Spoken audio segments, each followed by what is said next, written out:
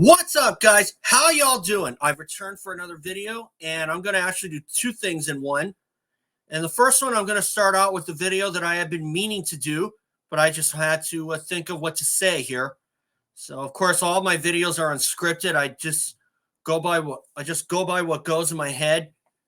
So, anyway, I'm going to get to this right now. So, first off, I got to tell you, want to thank you guys for subscribing. I've been earning a few more subscriptions since the summertime, and I'm already over 10,000. So please subscribe if you haven't. I want to keep my monetization status. I got my channel monetized a month ago on December 1st. And I want to be able to keep it. And the only way you can do that is if you hit the subscribe button down below. So anyway, let's get started.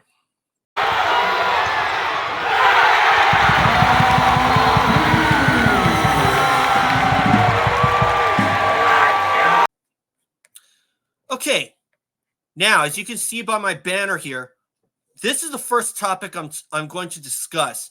Tom Beattie pulling off what Kody Williams did last season. And I have to say, since conference play started, Tom Beattie has gotten much more playing time, and I'm very pleased with that because I think that Tom is starting to flourish. And I could be wrong, but it looks like, to me anyway, that Tom is starting to understand the flow of this game, at least at the University of Hawaiʻi. And you know what?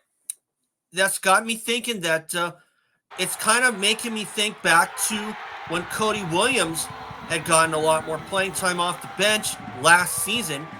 And although the numbers may not necessarily prove it for both Kody Williams and Tom Beattie, what they do on the court can't be measured in points or rebounds, because when you look at their athletics, because I've looked at their athleticism and theirs is pretty much comparable, and they handle the point decently.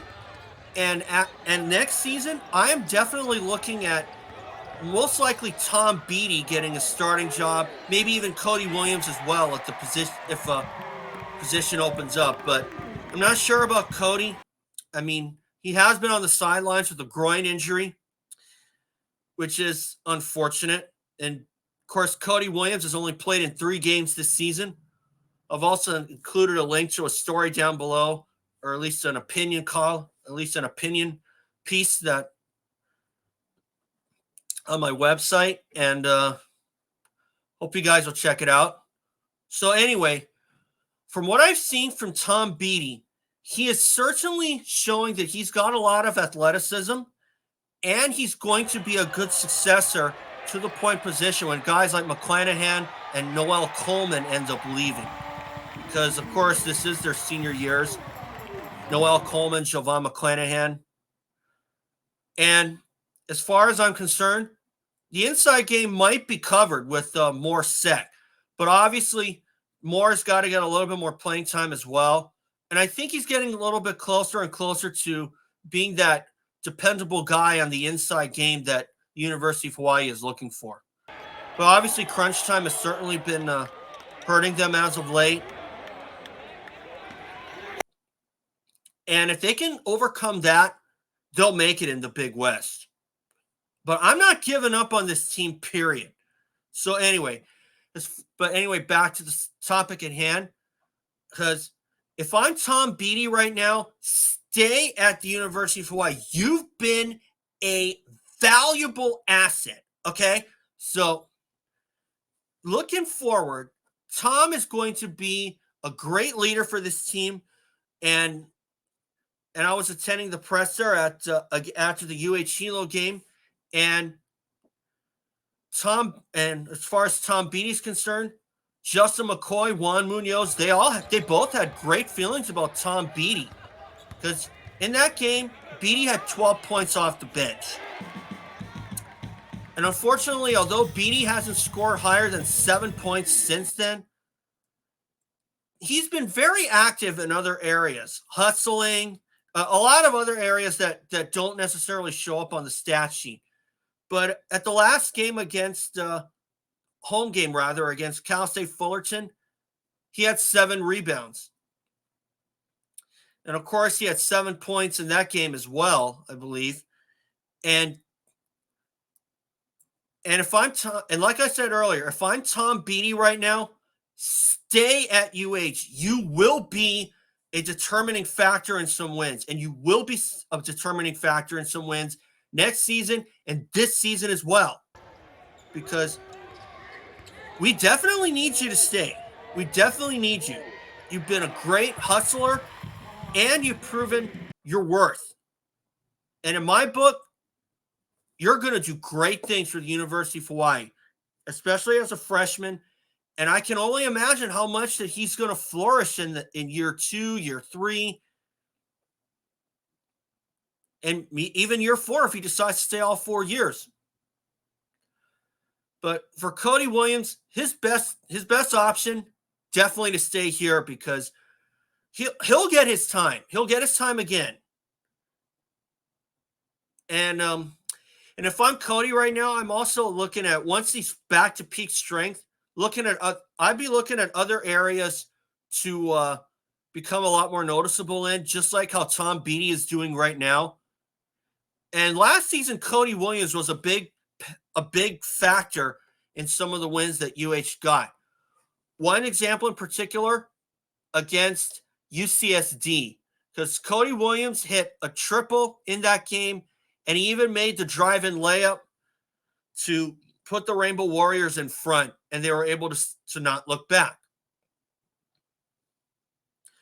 So obviously Kody's been hurt this season, so obviously he hasn't had a chance to prove himself, or not much of a chance anyway, which is unfortunate, but of course it's just the way it goes.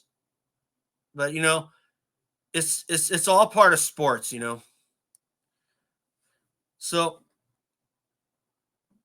just keep working, and you'll get a start job as well, maybe in a different role, or maybe as a comparison, kind of like Jerome DeRosier. He's really versatile. Kody Williams can be versatile too, if he works on the 3-point shooting, his hustle, and maybe even sending more pick and rolls.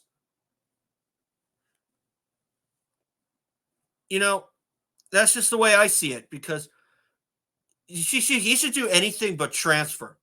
But because obviously, as you know, I have a love-hate relationship with the transfer portal.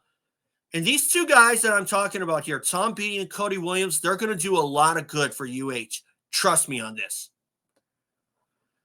Okay, now I'm going to get to the second point of my game of this video. My predictions for UC Irvine and UC Riverside. Now, Irvine is the conference leader, but we've found ways to compete and beat them. Last season, we really had to dig deep to be able to keep the lead.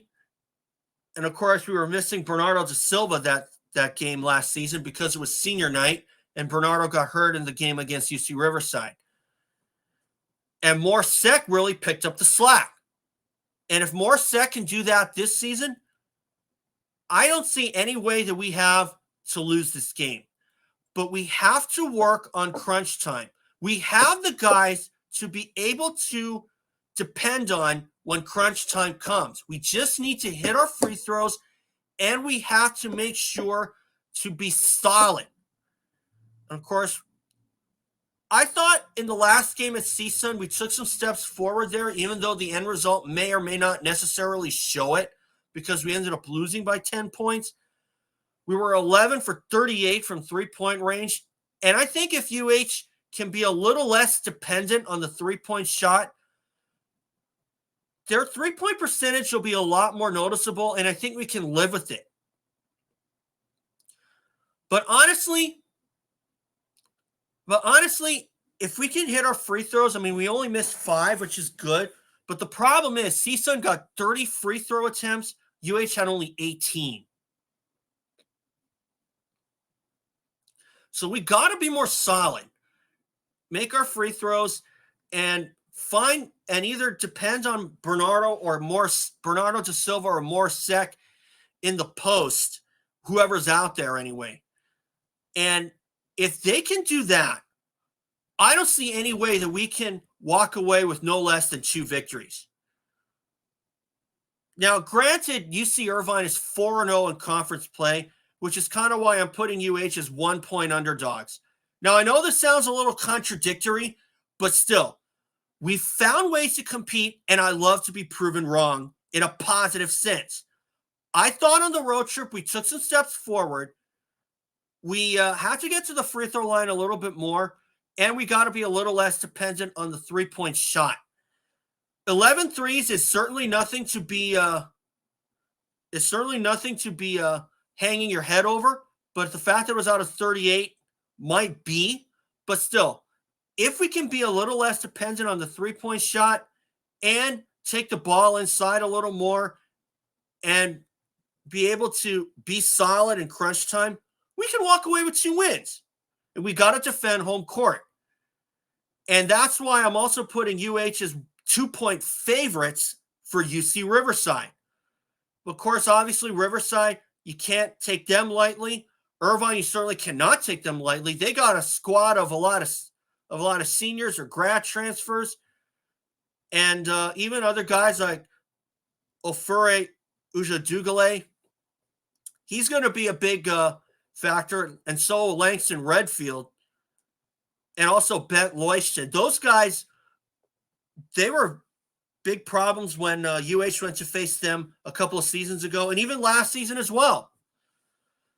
So obviously, UH has got to come out strong, be less dependent on the three-point shot, and just play with no conscience. Just take the ball inside, and don't take the shot clock down to 3 to 5 seconds and be forced to put up a Hail Mary, because that's where I feel like UH is really struggling in. And Bernardo De Silva even pointed that out as well in the presser against Cal State Fullerton. They just got to execute better. Same goes for UC Riverside, because they got guys like Zion Pullen was their big problem that UH had against UC Riverside last season. But on the road, I actually thought their road win against Riverside was probably a complete 40-minute effort, because even though they lost the lead briefly in the second half, they took it back, and UH took it back, and they never let it go. So if UH can do that and take these little small victories away, that'll do wonders for them in the long haul. Because if they can take the lead back and not surrender it, that'll confirm something in their minds that they can come away with these wins and compete with the perennial frontrunners. So we're going to have to wait and see. So I think we'll split against these two teams, but if they can win against Irvine, that'll give them the mental boost that they need to come away against UC Riverside, the winners. And of course, the story has been you either win the first one with Riverside and then drop the next one, or vice versa. But of course, these two teams, they're good defensive teams, Irvine and Riverside. And of course, UH can be just as good. We just got to play with a lot more commitment and take the ball inside and just play with no conscience when it comes to taking the ball inside. Jovan McClanahan has that down to a science. So I guess we'll see what happens. So anyway, guys, thanks for watching. And remember, subscribe. I'll catch you all later. You will see some shots in both games. And unless other plans come up, because the Irvine game is actually my sister's birthday. So anyway, thanks, guys. And remember, subscribe. Catch you all later. Malama Pono, everyone.